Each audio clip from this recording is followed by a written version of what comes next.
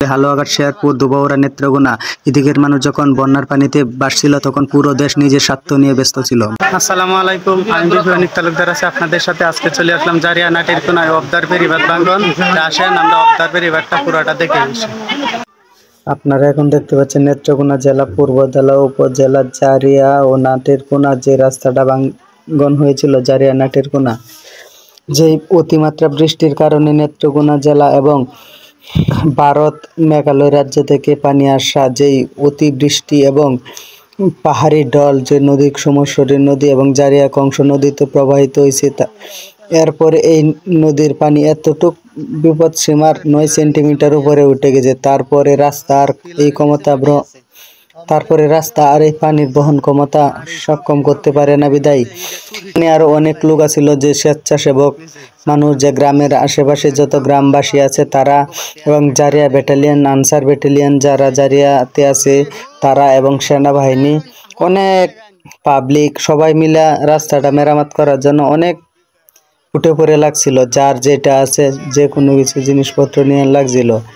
কিন্তু দেখা গেল যে ভাগ্যের কি পরিহাস, দেখা গেল যে রাস্তার পাশ দিয়া পানি আটকানোর জন্য এক এক করে 3টা 4টা করে বস্তা দেওয়া হয়েছে এক এক জায়গায়, কিন্তু এই 3টা 4টা বস্তা দেওয়ার উপর দিয়ে পানি ডিঙ্গায় চলে আসছে।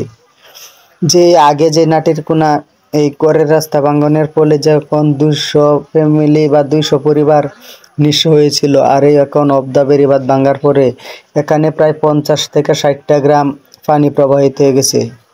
এখানে ঘাগরা ইউনিয়ন, জারিয়া ইউনিয়ন এবং পূর্বধলা আশেপাশে যত ইউনিয়ন আছে, পূর্বধলা স্টেশন ধরিয়া সব পানি প্রবাহিত হয়ে গেছে এই জারিয়া নাটের কোনার অবদার বান ভাঙনের ফলে। এখানে কোনো দেখলাম না যে কোনো প্রভাবশালী বা কোনো বড় দলের নেতা এখন পর্যন্ত কোনো বড় দলের নেতাও আসে নাই। দেখা যাইতেছে যা সহযোগিতা সাহায্য করতেছে, দেখা যাইতেছে যে গ্রাম অঞ্চলের কিছু স্বেচ্ছাসেবক লীগ বা গ্রাম অঞ্চলের কোনো ফাউন্ডেশন, এগুলাই থেকেই মানুষের যার ঘর বাড়ি পানিতে তুলে যাইতেছে তাদেরকে ত্রাণ দিতেছে। এবং দেখা যাইতেছে যে বাংলাদেশ সেনাবাহিনী ওনারাও আসছে এগিয়ে, ওনারাও গত 2 দিন ধরে জারিয়া নাটের কোনা যারা বন্যায় প্লাবিত এলাকা এবং ঘরবাড়ি ডুবে গেছে তাদের আশেপাশে এসে ত্রাণ দিতেছে।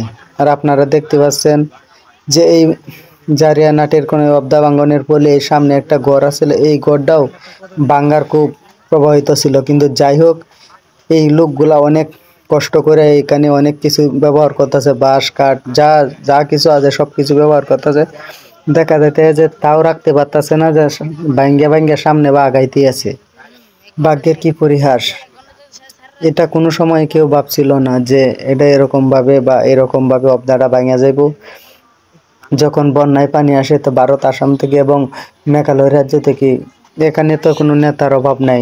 এই নেত্রকোনা জেলা হাজার হাজার নেতা আসছে, হাজার নেতা, কোনো দলের নেতা দেখলাম না যে এই পর্যন্ত কোনো ত্রাণ বা মানুষের পাশে এসে দাঁড়াইতে।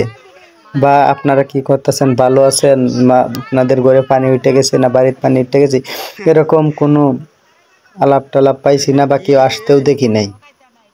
কি বলবো, জারিয়া নাটের কোনার মানুষ এরকম অসহায়ের মধ্যে আছে। একটা জিনিস ইতিহাস হয়ে থাকবে, ময়মনসিংহ উত্তরাঞ্চলে হালুয়াঘাট, শেরপুর, দুবাউড়া, নেত্রকোনা এদিকের মানুষ যখন বন্যার পানিতে ভাসছিল তখন পুরো দেশ নিজের স্বার্থ নিয়ে ব্যস্ত ছিল। ভালো থাকবেন, ধন্যবাদ সবাইকে, আসসালামু আলাইকুম।